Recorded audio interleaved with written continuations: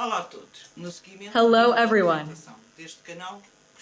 Following the presentation video of this channel, I will address some concepts about participatory video from a more theoretical perspective. The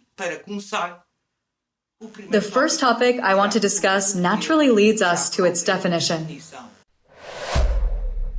First of all, what can we understand by participatory video?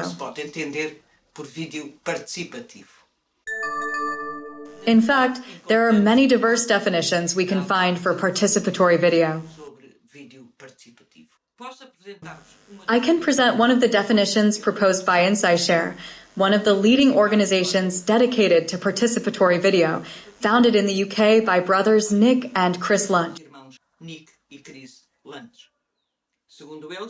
According to them, participatory video is a set of techniques to engage a group or a community in their own film, being a great way to bring people to explore issues, express concerns, or simply to be creative and tell stories.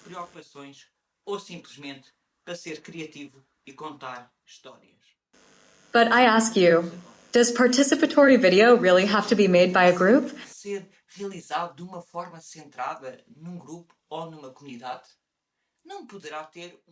Can it not have a more individual focus?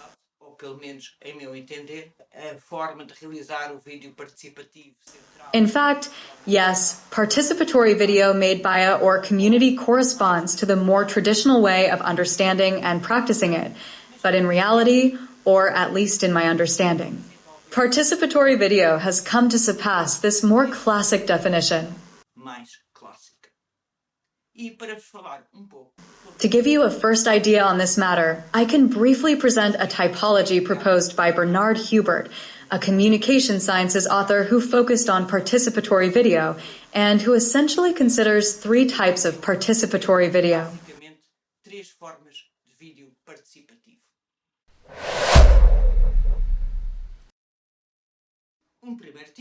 The first type, therapeutic video.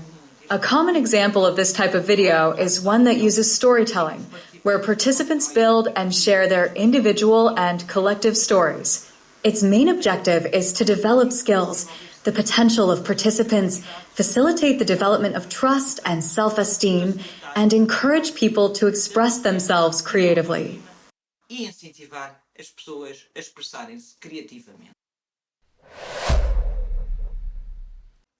The second type of participatory video corresponds to activist video, which often presents, through testimonies, situations or facts generally condemnable according to the author's way of thinking or even according to prevailing morals, with the aim of stimulating reflection, impacting public opinion, contributing to change, or even provoking social or political intervention.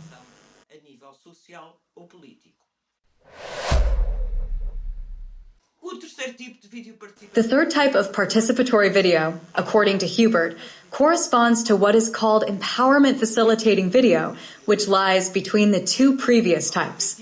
Its main objective is to facilitate the empowerment of a person or a group, that is, according to this concept, to somehow stimulate their degree of autonomy, making them stronger, more confident in dealing with their life circumstances, gaining greater control over their life path. But unlike therapeutic participatory video, this third type aims to stimulate or contribute to change in the life circumstances of the participants.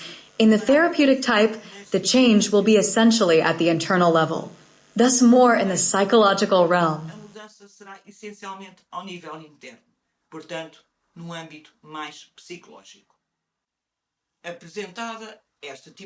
Having presented this typology, I now pose the following question to you.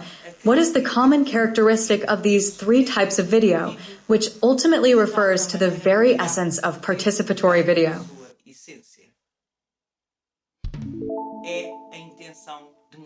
It is the intention for change, to provoke, stimulate, or raise awareness for a change.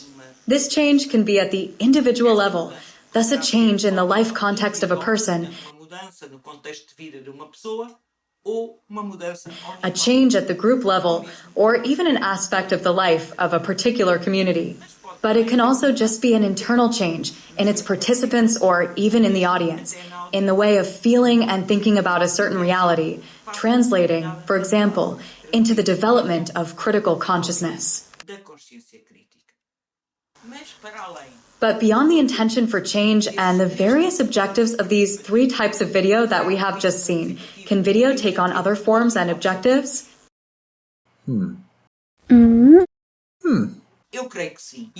I believe so, and this, at least in large part, is due to the enormous evolution of technology in the audiovisual field, as well as to the relationship we have created with the digital world, and to the easy access we have to it. Not only as more or less passive receivers, but also including the possibility of being emitters, content creators, messages. The video camera, in its simplest versions, has transcended the contexts in which it was traditionally used, the family, the tourist, the amateur, to become a voice for the ordinary person, to the world.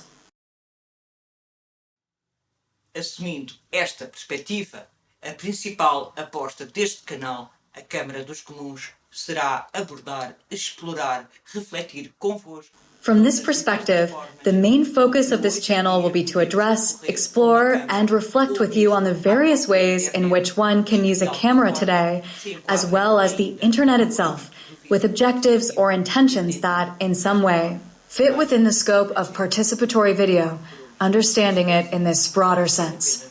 For now, I will say goodbye. I leave you some links that may be of interest to you.